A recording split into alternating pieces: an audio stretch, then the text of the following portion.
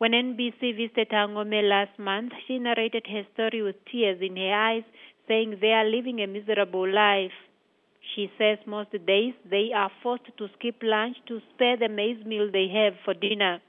When the situation gets worse, Hangome, who is unemployed, says they go without food for days and her only option is to go out and beg for food.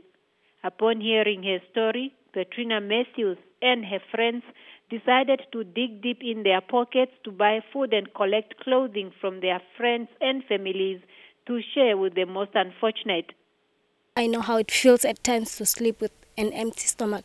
So I decided with the little that I have, I can also motivate others and initiate the community around me to also help these people, because we cannot live in a country where people are suffering, where we have the resources and the means to help them out and we just sit at home. And I mean, if we don't start, nobody else would start. The trio drove all the way from Windhoek just to help a fellow Namibian in need. They were deeply touched by the plight of Mekulu Hangome and her family after seeing her story on NBC TV News last month. Just some few kilometers from Hangome's homestead is a 56-year-old widow who was in need of a wheelchair for mobility around the house and when she goes to the hospital, amongst others. Felisa Sevelanu is an Angolan national who came to Namibia with her ex-plant combatant husband in 1989.